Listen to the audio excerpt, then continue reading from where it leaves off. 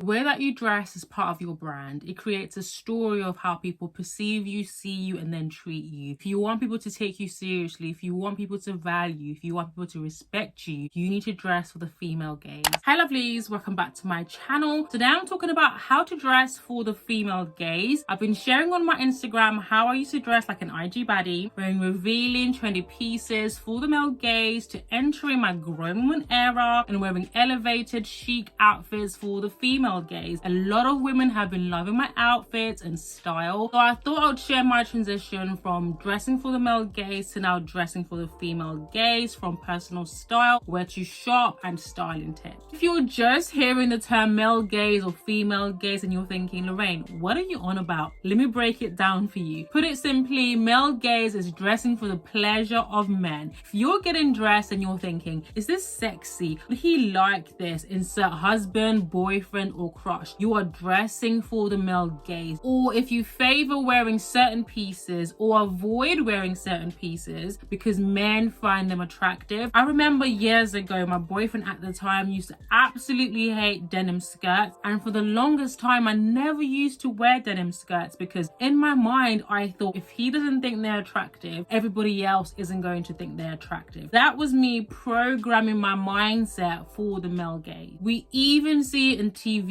shows and movies where a woman is an ugly duckling and she's wearing really baggy, unflattering clothes, and then she glows up, starts wearing really sexy, revealing clothes, and all of a sudden she starts getting all this attention from men. Or when we see camera focusing on certain angles or body features of a woman, thus pandering to the male audience and the male gaze. Having said that, women are not monoliths. It doesn't mean that every single time you dress sexy, you're dressing for the male gaze. There are women who have desiring personal style, who just exude sexiness. And there's times where I want to be elegant or sporty or sexy. The difference is the mindset that you have when you're styling and putting outfits together. If you're doing it for a man or to look good for a man, that means you're dressing for the male gaze. What people don't realize is how you dress and express yourself on the outside says a lot about how you view yourself on the inside. And I realized that when I used to dress in revealing, tight-fitted, provocative outfits, I didn't have any self-value. I didn't see the beauty from within. I didn't have a true sense of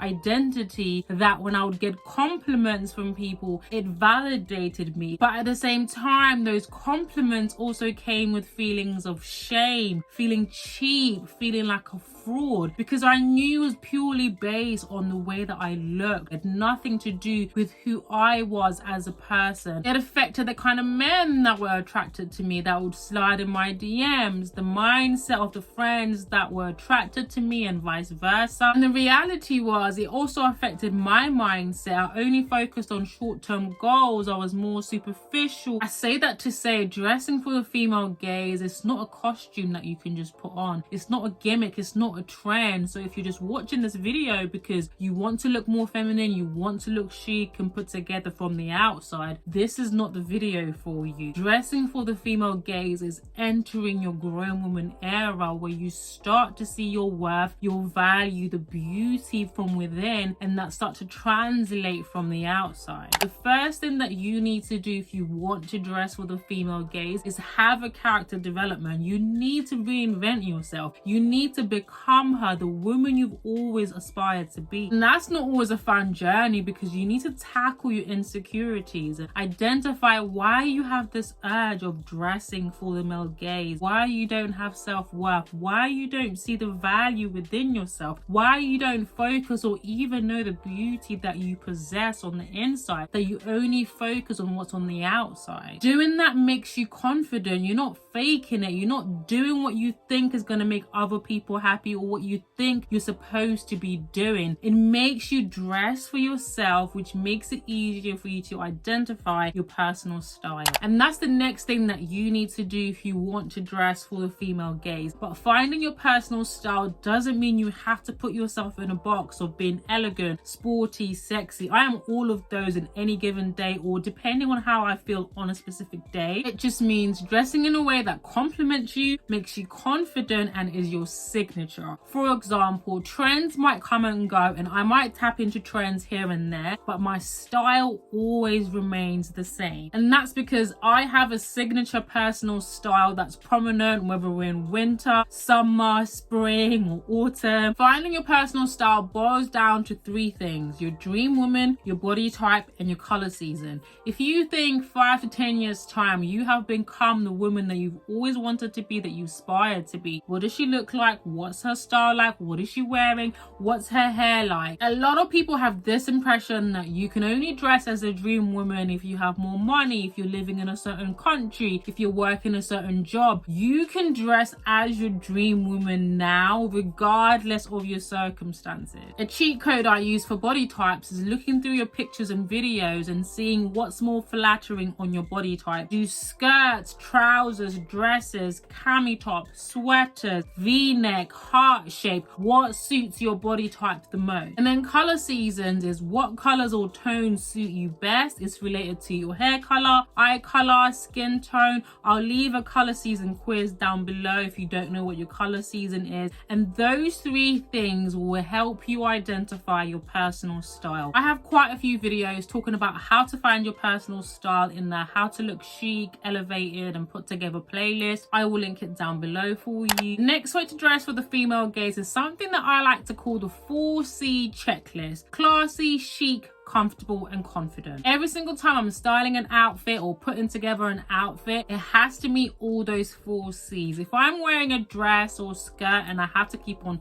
putting it down, it's too tight, and I know I'm going to get unwanted attention, then that's not going to make me feel comfortable. I don't know if it's just me, but nothing makes me feel more good and validated than getting a compliment from another woman. Oh my god, I love that. That is top tier for me. So if I'm putting together an outfit and I'm not confident that I'm not going to get at least one compliment from another woman, then that outfit is not going to make me feel confident. Not that I need a validation, but women have great taste. Think about the times that you've either thought, oh my god, she looks amazing, I love her outfit, or you've even gone out of your way to compliment a woman on her outfit. 9 times out of 10, actually 10 out of 10 times, it means that it is a stylish outfit. So yes, dressing for other women makes me feel confident. I dress in a way that reflects where I am in life. I'm constantly saying how I'm in my grown woman era, which is why when I'm styling or putting together an outfit, it has to be classy, it has to be chic, because for me, that's what says grown woman era. Even though the 4C checklist is classy, chic, comfortable, and confident, you can tailor it to who you are, what you like, and your own personal style. The next way to dress for the female gaze is to go from wearing an outfit to styling an outfit. A lot of women shy away from flowy, baggy, or oversized clothing because they feel like they're not flattering. As a curvy woman, I thought that for outfits to be flattering on me, they had to be tight fitted, but that always came with unwanted attention and the male gaze. But if you follow me on Instagram, you've probably seen that I've been wearing more flowy outfits, still been flattering because of the styling. One of the easiest ways to make outfits more flattering is to do the tuck. Whether you want to tuck your top or shirt inside your trousers or skirt, or do what I like to do, tuck it underneath your bra, you're still maintaining the look and femininity of the flowy trousers or skirt, but also creating shape and a silhouette. You could use a belt, a scarf,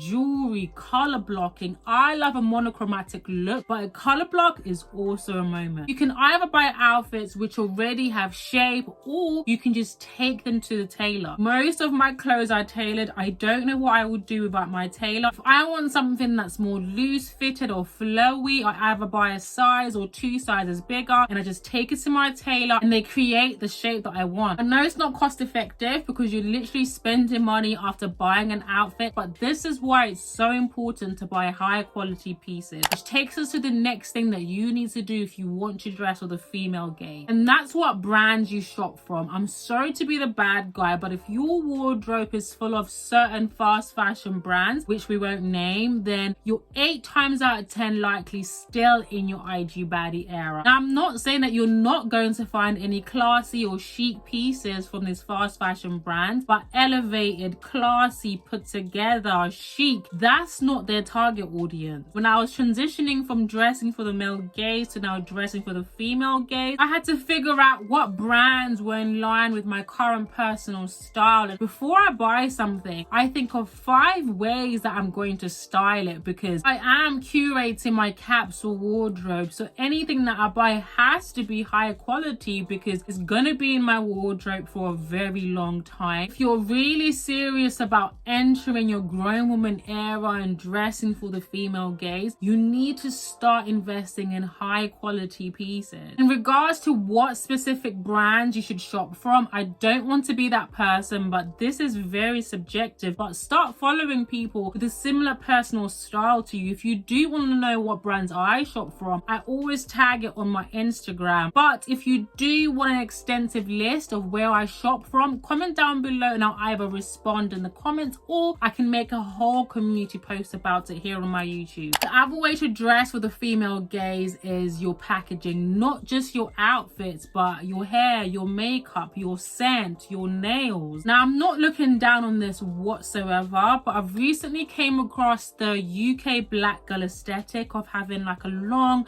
bust down wig, long eyelashes, really highlighted under eyes, long nails, Jada Wader outfits. No shade to Jada Wader, by the way, but I'm sure we can all agree that the aesthetic is centered around the male gaze. It's an aesthetic, it's a whole packaging. So when I was transitioning to dressing for the female gaze, I used my 4C checklist for my whole packaging. For example, I love flat shoes, I love ballet flats, I love kitten heels, I love sandals, I love trainers or sneakers. Comfort is so much more important to me than not being able to walk and being uncomfortable the whole night. I do wear heels, but they're comfortable heels. I stopped wearing these 6-inch stiletto heels, but I wore because that's what you're supposed to wear. That's what looks good. That's what men think look good. I stopped wearing acrylic and fake nails. I'm a mom. It just wasn't feasible or realistic for me. But doing that allowed me to actually start looking after my own nails. And I'm so proud that I was able to grow my nails to the length that I want. They're so healthy. I stopped wearing false eyelashes. The last 3 times that I went to get my eyelashes done, I had an eye infection. And I think that was God trying to tell me that I don't need false eyelashes. I thought that I needed eyelashes even when I didn't have makeup on. They were like my crutch. So the fact that I had been freed from that bondage and